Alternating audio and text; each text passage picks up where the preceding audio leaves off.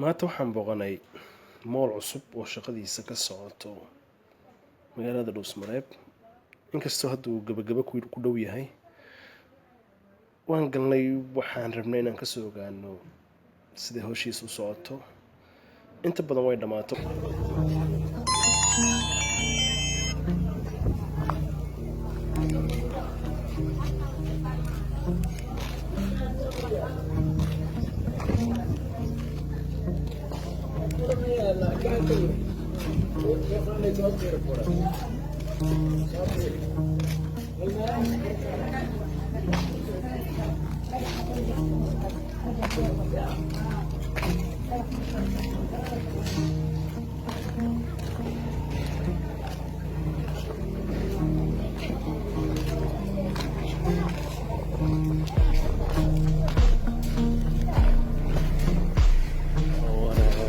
مش مجالك صباح خير.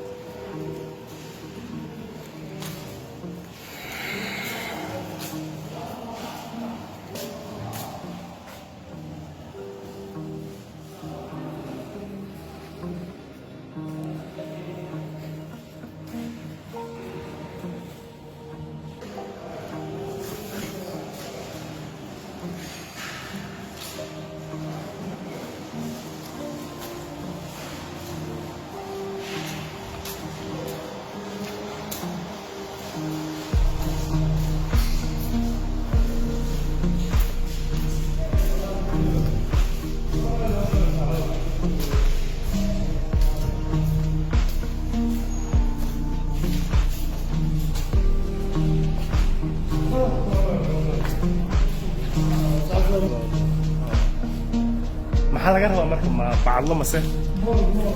mool magac laakiin loo bixin weli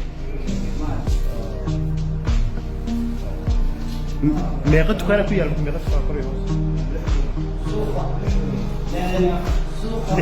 suuqa waxaa ku fiican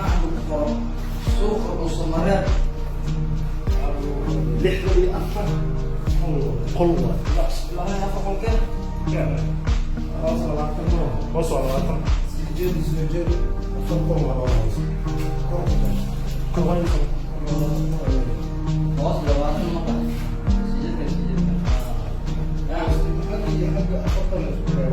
اوكي هاك لاين كلير سجل افضل يسان سجل لا كان لا كان سرعه خمس صلاة بحر لين كوز يسقون مرة أصلا يسقون بداية وكذا أنا خلاص سجال سديتي كمان وعندرسها لواتن سجال سديتي كمان لو بسدر سديت عندرسها لواتن وحوالي كنت سديت لواتن كنت بنيرو لواتن متى كنت سديت متى لواتن خلاص سديت lixdan buraa waa lixdan qol iyo laba suuliya wax kale waayo wallahi